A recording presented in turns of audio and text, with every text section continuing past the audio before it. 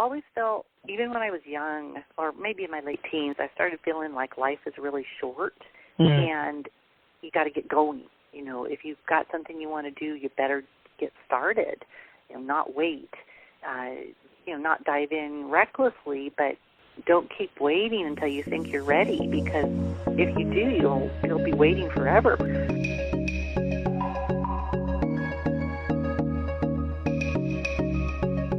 If you're someone who refuses to go along to get along, if you question whether the status quo is good enough for you and your family, you want to leave this world better off than you found it, and you consider independence a sacred thing, you may be a prepper, a gardener, a homesteader, a survivalist, a farmer, a rancher, an environmentalist, or a rugged outdoorsman. This show is for those who choose the road less traveled, the road to self-reliance, for those living a daring adventure, life off the grid.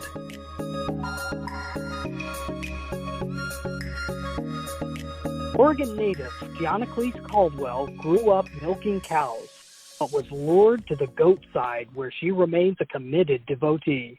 She was a commercial cheesemaker at the Caldwell's off-grid dairy, Pholia farm, for over 10 years. She now milks her Nigerian Dwarf Goats just for pleasure, in between writing books, in which she has 6, speaking, and judging cheese, which she considers the most fun. Gianaclis, welcome to the Off the Grid Biz podcast. Well, thank you, Brian. Thanks for having me. Yeah, so why don't you tell us a little bit about what it is that you do on a regular basis? Oh, gosh, it sure varies from day to day, and I was just talking to my mother about people who are drawn to this kind of life really have to be nonlinear, because you just can't really schedule your day or your week sometimes with animals and farm life and that sort of thing. So still milking the goats, which we're very correct in that I do it for pleasure. Love having that milk and just working with the animals. We've been breeding the Nigerians now since 2003 and have developed a good name for the breed, or as a breeder, I should say, of Nigerian dwarfs, particularly for strong, long milking animals and with good milk production for that breed. And that's something that's hard to imagine. I'm getting older now, of course, as we all do, but it's difficult to imagine giving up that process of working on a breed and all those genetics and all those improvements. And, of course, there's this addiction that every goat person will confess to, I think, about waiting for those babies to come every year. And goat babies there's a good reason that they're all over YouTube and such. They're so appealing, and they pretty much stay that way as adults. So we work on our little farm. It is mostly a pleasure farm now.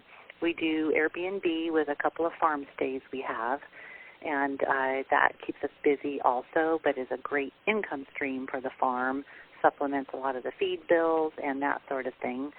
And then working on books, which you said correctly, 6 nonfiction books, and now I'm switching to what was originally my first passion, which is trying to, and I say that because I want to be humble about this, write fiction. And then we also are caring for our elderly parents, concurrent with all of that, and that's a wonderful thing to be a part of, but certainly is a ongoing, changing source of activity for us. Absolutely. Yeah. What drew you toward goat after working on a dairy? Well, and it was a family dairy here growing up, so it wasn't a commercial dairy, but I had been a dairy cattle 4-H leader and just always loved the cows and had that typical kind of superior complex that dairy cow people have over goats. And then our youngest daughter was 6 or 7 at the time, and she wanted to be a part of a livestock project, and I was just ready to get a cow again. We got to a point in my husband's Marine Corps career and our property where we could have a milk animal, and our daughter was too small to handle a cow, and I thought, well, maybe I should consider goats. And so we got a couple of these Nigerian dwarfs because they're so small that it's easy for a child to handle, and I just assumed it would be, a nice thing, but fell in love with them. They're so much more interactive than a cow is, and a little bit more trouble in some ways because they're such thinkers, but they're so easy on the land, and the biggest thing I like about working with them when milking is they don't have that long tail to smack you in the face with. Yeah. Yeah. Absolutely. Yeah.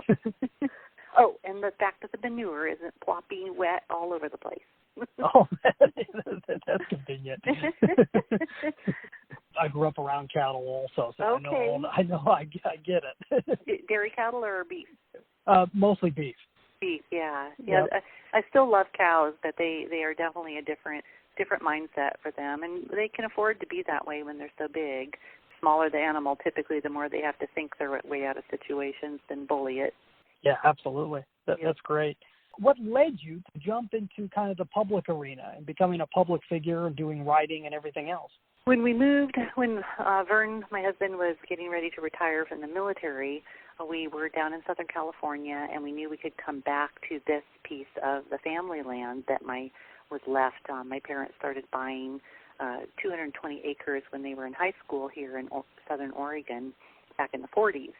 And this piece of it was going to be going to me eventually, and it didn't have any power on it yet, and it had a large cleared area, and it was the early 2000s then, and right about when you were starting to hear a lot about goat cheese and small farmstead creameries, and I had already been making cheese at that point and really, really loved the process. I love processes where it's a merger of science and art, where some things are under your control, some things aren't, and it's ever-changing. So I very much enjoyed the cheese making. And we thought about the farmstead creamery and fell into that little romantic crevice that many people still do, which isn't a bad thing, but of it being such a romantic thing to do, and a way to come back to this land and be closer to our parents. And all that was true. It was great. Really loved the whole process. It was all-consuming, though. At that point, when we decided to move back here, I'd been doing fine art for many years, and that was my focus of what I did. I had solo shows and just loved making art, and I had this idea that I would still be able to do that. And it rapidly became evident that if I took the time to make art, I would be taking away from work that needs to be done here at the farm, and somebody else would have to do that. And I couldn't feel comfortable with that. Writing nonfiction, when it became obvious that after we got started, there were many people out there that wanted that knowledge of how to get started in a small-scale creamery, and how could they do it, and you start getting calls and emails and people wanting your time, I thought, maybe this would be a good opportunity to try to write a book. Write a book, take the time to do that. It would be a resource for people then. I would learn a lot, and it would just be something that meshed in with what we were doing. I wrote a proposal, and it was picked up by Chelsea Green, which has been one of my main publishers, and I love them and what they do. And that just became an addictive process because, as with cheese making, it's a process. A lot of research, there's a lot of growing as far as having people read and criticize and taking those criticisms to heart as, like, thank you for telling me that these pants make my rear end look big. You really have to want to be open. And I gained as much as anybody from writing, and every time I try to write, it's that same thing again. So it just kind of fell into that, and then we were members from the beginning of the American Cheese Society, co-founders of the Oregon Cheese Guild in 2005 or 6 when it got started, and then became more involved in, I won't say the politics of cheese, but the bigger world of cheese. And Vern, my husband, is currently finishing up his last year as a board member of the American Cheese Society. And once I stopped being a commercial cheesemaker, then I was able to be a cheese judge or judge at competitions without there being any conflict of interest. And that's been a wonderful, challenging, exciting, and delicious thing to do. Yeah. So it just it's happened organically over that period of time, and I love that about life. Sometimes you follow one thing, and if you just try to do it well, it usually leads to something else that you never would have anticipated, and you've got to go with it. Oh, that's a great philosophy. And how did you fall into doing speaking? Was that after writing your book, or how did that Well, come I've always into play? liked to teach, and I think that I was aware of that once I wanted to become a 4-H leader. Even just, you don't have to know much, and this may sound like I don't believe you should know much, but there's always something you can share or teach to somebody just beneath you in their knowledge journey. And by sharing, you learn. People ask you questions, and if you're humble, you say, I don't know, but I'm going to find out. And you learn and you learn and you learn. So I think teaching, speaking is a way to make your brain keep working and to see the enthusiasm of others it fuels your own work. Seeing what you're doing through others, seeing that passion that you once felt about something, it rekindles it. So I kind of feed off of that. I'm not a social person at all, but I do love teaching, speaking. But parties, I'm not that good. Unless it's a cheese party and I'm teaching it. So did someone ask you to speak the first time, or did you seek it out? How did that happen? Well, if you mean speaking at larger events, that definitely coincided in my memory anyway to once you write a book. That's something you really are signing on for when you write an instructional nonfiction. And even if you wrote fiction, you'd be expected to speak, although it's usually in a smaller venue. So I think if you're not ready to sign on for that, it's unlikely that no matter how good your idea for a book is, a publisher is going to feel like you're not being part of the team. So being part of the team for promoting your book involves that. Absolutely.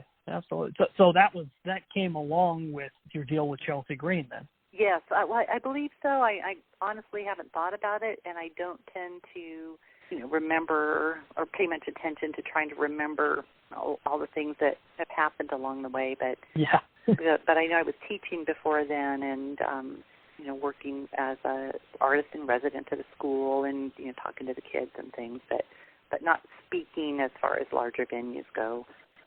Describe the type of person that was interested in the same topics that you were interested in, the ones that would get involved and purchase your books and maybe you became friends with along the way. What type of person would that be? Well, there's quite a spectrum from people who, now that I have 6 different topics or 6 topics that cover different areas, from people who just want to learn more about making cheese to people who are cheesemakers that want to try to perfect their craft. And then, of course, on the business side, people who are thinking about doing this as a business. There's definitely a lack of information that's easy to find. I knew that from trying to find it myself. One of the more recent books on goat care, how to approach a whole herd management from a holistic standpoint, which includes everything from herbal to traditional.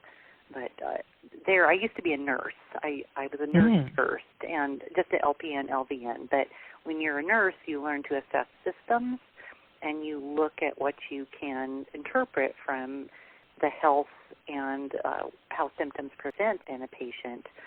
So you do that as a herd manager, too. You should be anyway, observing for changes in that homeostasis that indicates the animal's taking care of itself. So helping people to learn to look at their herd that way is what that book is focused on, and then what to do when it's not going well, which every goat owner stacks up a lot of information about that, and I definitely always count on tapping into other people's knowledge for any subject I try to write about or speak about, and there's for as much as you learn, a lot goes out the other side of your brain, too, or isn't accessible anyway in the moment. So that's where I think you got to always try to stay humble, or otherwise you're going to get smacked upside the head by karma and the universe. Absolutely. Okay, let's take a break from that conversation. I wanted to bring up a question for you. During these crazy times, do you feel like your business is indestructible? Most people don't. And if not, the real question is why? And what can you do to make it as indestructible as possible. Well, that's the basis of my new book, 9 Ways to Amazon Proof Your Business. Let me talk about what we discuss in the first chapter, determine focus. So one of the main ways that you can Amazon proof your business is by determining the focus of your business.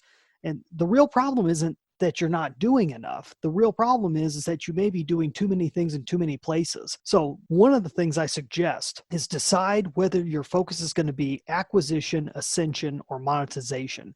And I go into the details of what that means in this chapter. It's really the only 3 ways that you can grow your business. And if you just do that one step of determining focus, you can have a huge change in your entire business. But I also have 8 other ways to Amazon proof your business. Basically, the idea of making it competition proof to even someone as big as Amazon.com. So if you'd like to get your hands on a free copy of my book, go to AmazonProofBook.com. Sign up and you will get a free copy and get the chance to purchase a physical copy of it for a special price. In addition to that, if you happen to be in the Josephine County area or nearby and you're looking to have a speaker come and discuss these type of issues with your organization, club, or group of friends, then I have a limited calendar that I may be able to fit you into. Go check out brianjpombo.com/speaking and fill out the application. We'll be sure and get back to you on that. And now let's get back to our show.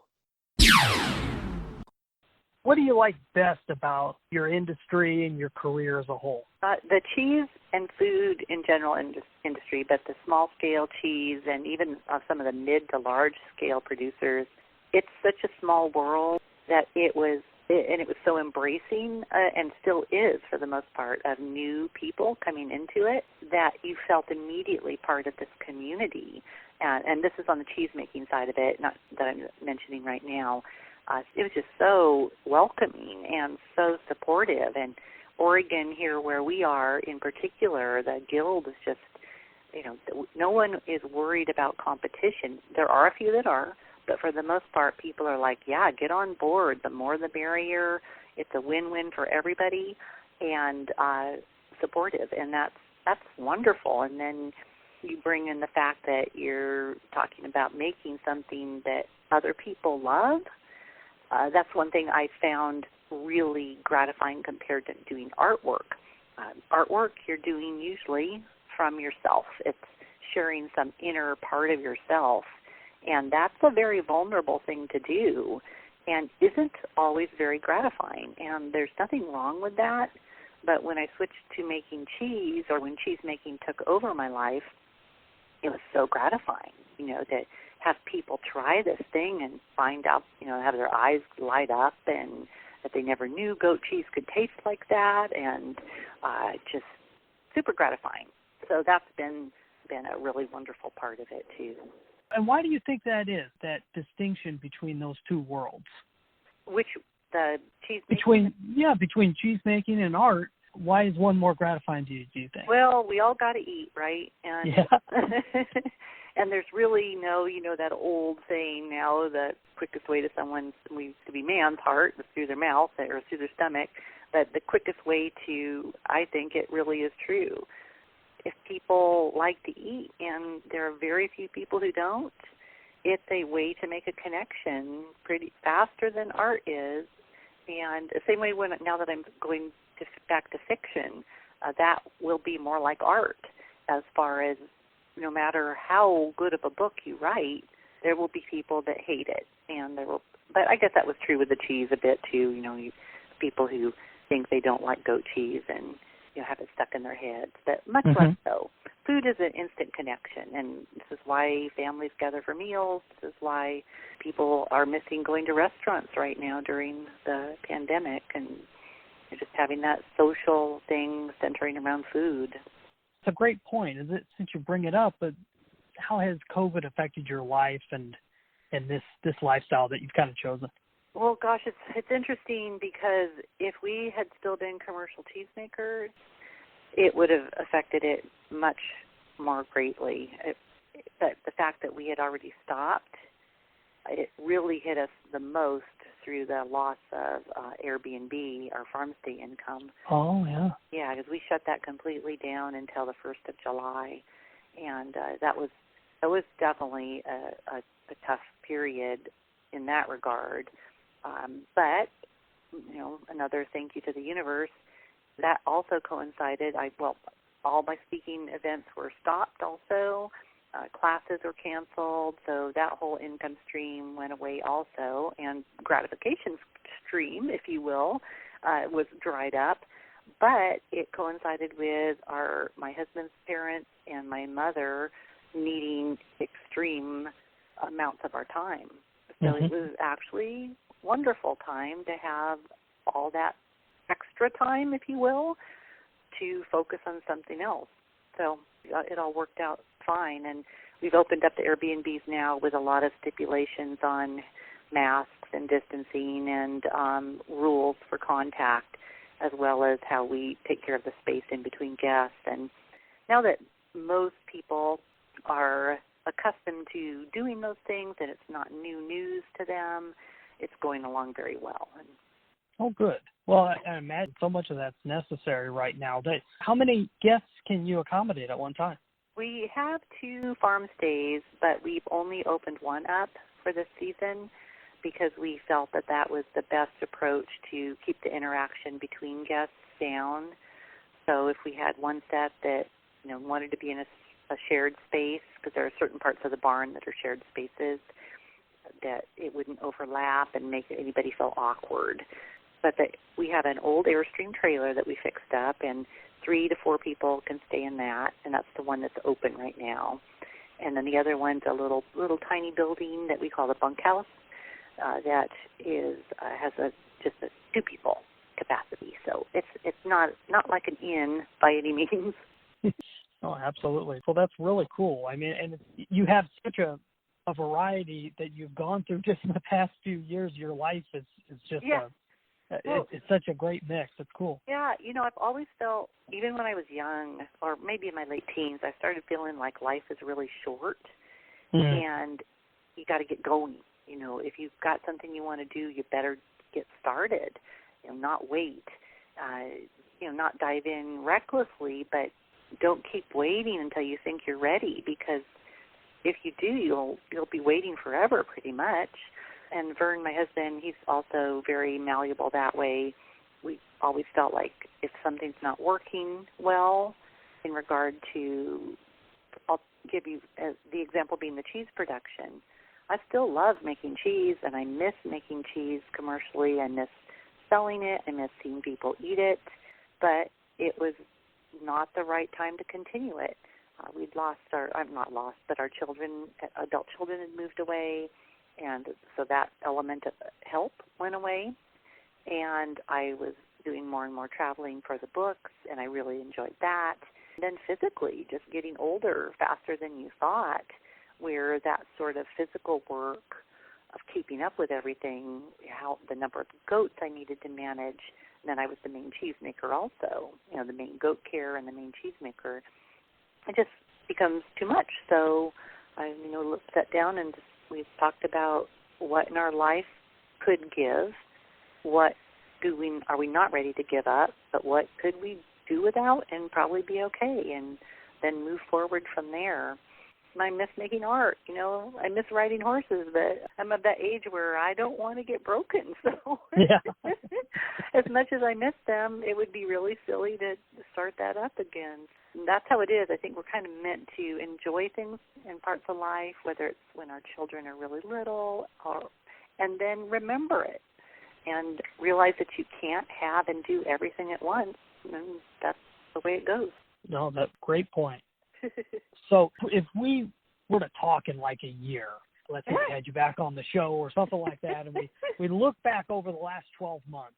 Oh, boy. And just kind of looked at where you've been and what you've done, what would you say would have had to have happened for you to feel happy about what you've accomplished?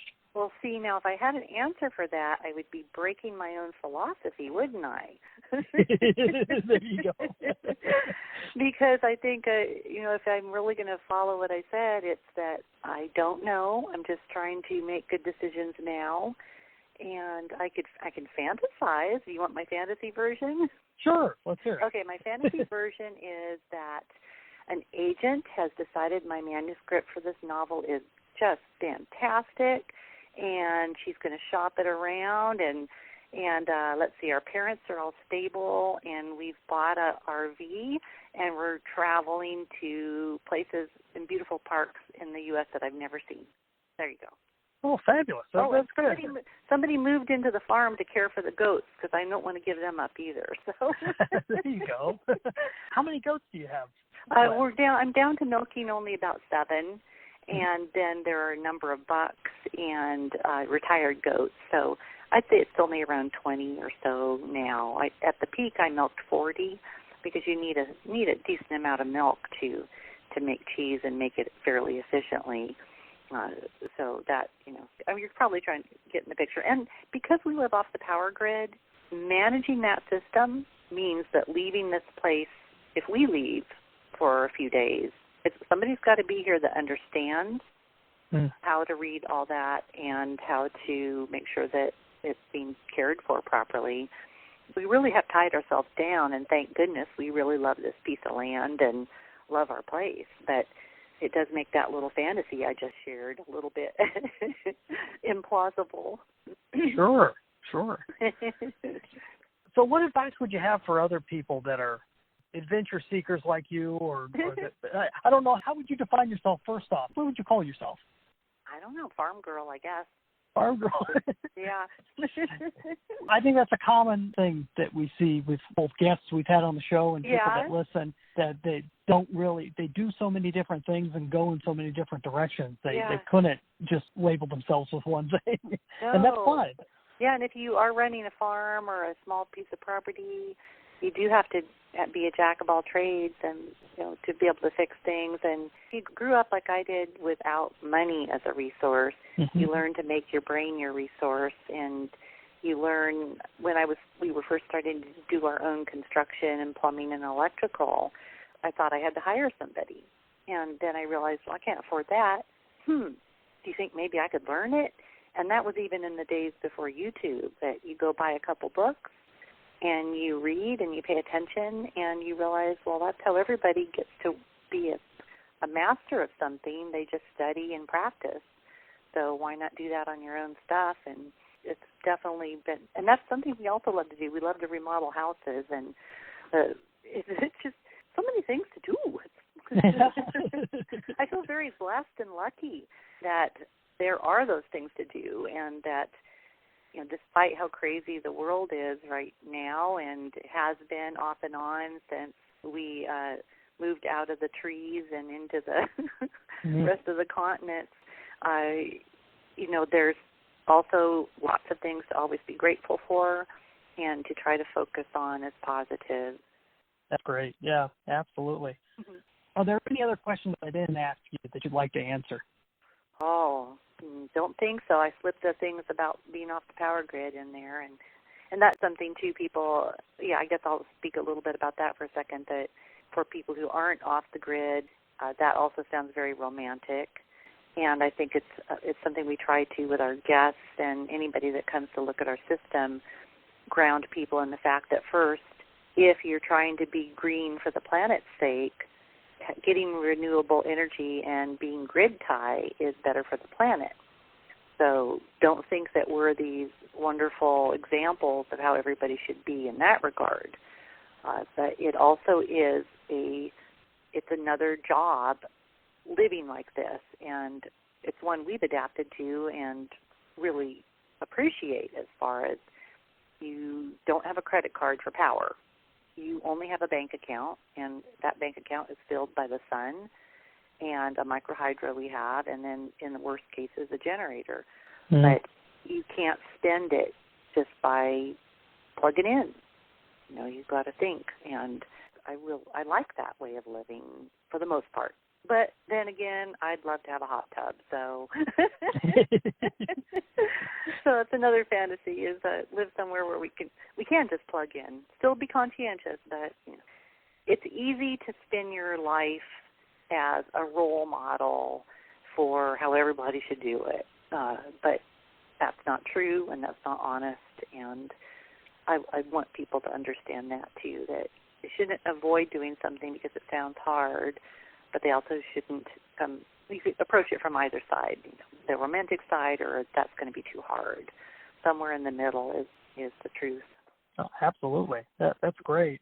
What could a listener do that wants to be able to follow your exploits online or be able to find some of your books or anything else? Yes, Pholia Farm has a website, pholiafarm.com. I have a website/blog, which is my name, GianaclisCaldwell.com. Then we have the Facebook pages for both myself and the farm. And I do my best to keep up on Instagram, but it's for myself and for the farm. So there are all those three. People can find email links from that and message. The books, of course, are on all the usual online sites and through the publishers, and I'm sure in a few stores too. My most recent one is a yogurt and kefir making book published by Story, which is probably the most visually appealing of the six. So I'm, thanks to Story's great work, it's called Homemade Yogurt and Kefir. So if you're looking for some probiotics, including those in your life, hopefully that book will help. That's fabulous. And what if someone would like to come and stay on your farm at the Airbnb? How would they look that up? Yes, they can certainly look on Airbnb. And we've been doing this for long enough now, I think about 9 years, that our listing comes up pretty high on the rankings. So it should show up. But there are also links on the Pholia Farm website, so you can take a look at them there. And if you can't find it on Airbnb, yeah, we love having guests here. It's been another one of those things where, as I said earlier, you start seeing what you're doing through other people's eyes. So if you can share a bit of that spark with somebody else and have them fall in love with goats or the fresh air and the beautiful stars, learn a little bit about the power consumption so when they leave, maybe they think more about it. It's nice for us. It makes us feel good about what we're doing. And as I said, the income's helpful. That's awesome. Well, thanks so much for being on the show, Gianaclis. Yeah, Brian, thank you.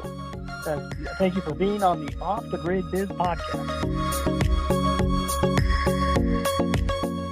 That was a really cool conversation with Gianaclis. I really had a good time. She reminds me of a quote that a friend of mine always uses from Helen Keller. He says, "Life is either a daring adventure or nothing at all." And it seems that's Gianaclis' life. It's just a constant adventure. She's just going from one concept to the other, and the way she talks about it seems like no big deal, but if you actually think about all these different steps and all these things that she's done so many things that people go their whole life without ever doing, but it's those things that people are always interested in doing. It's like she said, there's romance behind so many of these ideas. When you get down into them, they tend to get a little bit dirty and a little bit messy, but at least she went out and did them. It's really cool. There's a couple things that she said that I wanted to point out. One is that food is an entryway, and that it's quicker to get to a person's desires than through art. Getting through via the stomach, and reaching them that way. That was very interesting. I've never quite heard it put that way, though I've known a lot of artists that were also into the culinary arts. That was interesting. I like her perspective of being a creative person in kind of an entrepreneurial role and doing these projects over and over, and each one is like a little art project for her. And it's very cool to think about it in those ways. I also like that she hasn't held herself to labels. She's not just a cheesemaker or a dairy person or an Airbnb person. She's done it all and continues to do it all. And just, you never know where the circumstances are going to lead you. And she's very much a free spirit and a very cool person to talk to. And I think a really great addition to our conversations here on Off the Grid Biz Podcast. Join us again on the next Off the Grid Biz Podcast, brought to you by the team at brianjpombo.com, helping successful but overworked entrepreneurs transform their companies into dream assets. That's BrianJPombo.com. offthegridbiz.com. If you or someone you know would like to be a guest on the Off the Grid Biz podcast, go to offthegridbiz.com/contact. Those who appear on the show do not necessarily endorse my beliefs, suggestions, or advice, or any of the services provided by our sponsor. Our theme music is Cold Sun by Dell. Our executive producer and head researcher is Sean E. Douglas. I'm Brian Pombo, and until next time, I wish you peace, freedom, and success.